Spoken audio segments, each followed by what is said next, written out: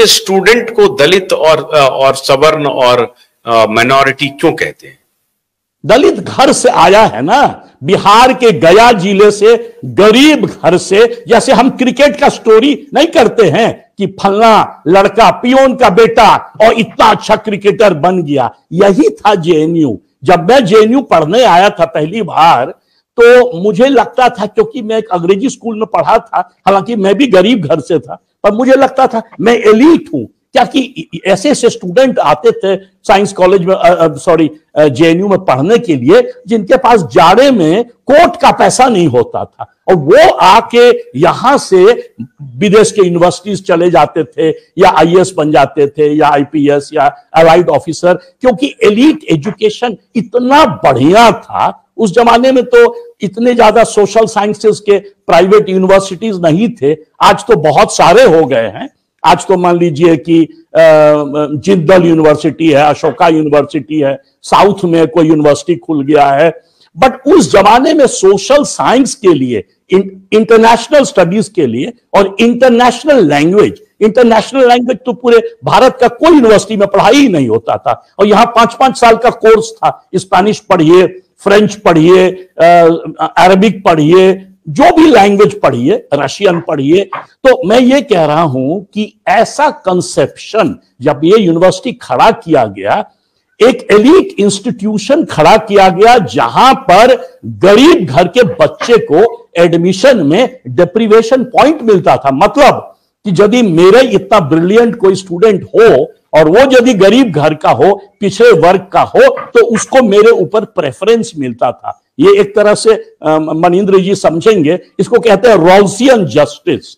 बड़ा फेमस किताब है theory of justice John Rawls का, जहां वो कहते हैं कि कोई भी डेमोक्रेटिक कंट्री में, प्रजातंत्र में, जस्टिस तब होता है, न्याय तब होता है जब वर्स ऑफ बेटर ऑफ हो। बेटर ऑफ वर्स ऑफ हो चाहे नहीं हो, but worse off better off हो।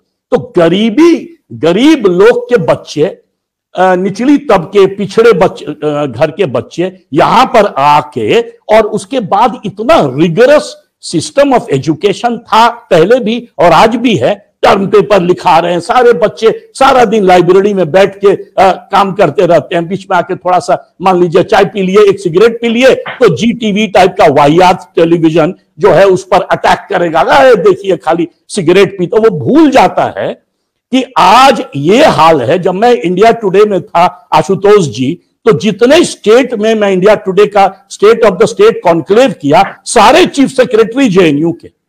आज आप देख लीजिए मोदी जी के सरकार में फॉरेन मिनिस्टर और फाइनेंस मिनिस्टर निर्मला सीतारमन और जयशंकर दोनों जेएनयू के, और कितने सारे मिनिस्टर्स और रहे हैं जेएनयू में, पास्ट में भी, अभी भी।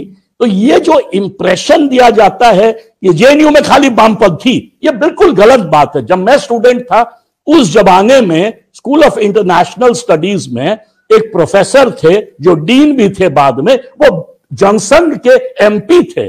उस जमाने में भी डिबेट होता था। विमल प्रसाद प्रोफेसर थे, बाद में नेपाल के एम्बेसडर बने, वो जेपीआईट थे, वो एंटी लेफ्ट माने जाते थे जेएनयू के अंदर। यहां पर हमेशा इंडिपेंडेंट डिबेट चला है, लेफ्ट वर्सेस राइट। और डिबेट जो है, डिबेट का क्वालिटी आप देखिएगा, आज भी चुनाव में जितने कैंडिडेट्स जीते हैं वो कैंडिडेट्स हार गए जो कभी कभी लेफ्ट पार्टी से भी आते हैं पर अच्छा बोल नहीं पाते। मतलब डिबेट और political discussion, all other kinds of discussion, वो यहां पर सबसे ज्यादा माना, उसका सबसे बड़ा वैल्यू माना जाता है। जेएनयू में मैं भी जब आया तो मैं इसलिए अच्छा कर पाया, मैं था, योगेंद्र यादव थे मेरे साथ, तो हम प्रेसिडेंशियल डिबेट हुआ था। अजीत जी, क्या आपने सुना था प्रेसिडेंशियल डिबेट? हम लोग मैं तो गंगा के पीछे रहता हूं ना, तो सारा डिबेट मेरे घर में वैसे ही सुनाई पड़ जाता है। उसमें आपको लगा कि एबीवीपी का जो कैंडिडेट था वो पिछड़ रहा था, वो पॉइंट स्कोर ठीक से नहीं कर पाया? देखिए क्या है ना, जो जेएनयू के भीतर, despite all gimmicks by the administration, इन्होंने करते क्या है ना, जेएनयू के कल्चर का कुछ वैल्यूज है। पहला वैल्यू है नॉन वायलेंस। आपको कोई 10 थप्पड़ मारे और आप रिप्लाई नहीं करें तो जेएनयू में आप सबसे बड़े हीरो माने जाएंगे। मेरे जमाने में भी था, आज के जमाने में भी है। जेएनयू में आप रात 2 बजे निकल जाइए तो आप नहीं देखिएगा कोई किसी पर पत्थर मार रहा है। The only force, the only political characters who have been rather violent in JNU, वो अनफॉर्चुनेटली वो एवीबीपी से एसोसिएटेड हैं। कभी कभी वो जेएनयू के स्टूडेंट नहीं होते हैं, कभी कभी बाहर के एलिमेंट को लाया जाता है गुंडई करने के लिए, नहीं होता है छात्र संघ को खत्म कर दो। बट क्या है कि जैसे ही वायलेंस, ये तो दोनों तरफ हो सकता है, ये काम तो दोनों तरफ से हो सकता है। मैंने आज तक कभी नहीं देखा है, मैं जब से कैंपस में हूं, मनीष जी भी बोलेंगे, वामपंथी छात्र, क्योंकि उनका पहला वैल्यू जेएनयू का है नॉन वायलेंट, हमेशा, आज से नहीं, जब से मैं स्टूडेंट। एक एग्जांपल देता हूं, मेरे टाइम में गन्ने की कड़ी बुनियाद, जिसे मराठी में खुड़किया और कुछ उत्तर भारत के क्षेत्रों में खुटकी भी कहा जाता है, उसे केवल भोलानाथ का 2-in-1 बैटरी ऑपरेटेड हार्वेस्टर कम ब्रश कटर आसानी से और बिना रुकावट के काट सकता है।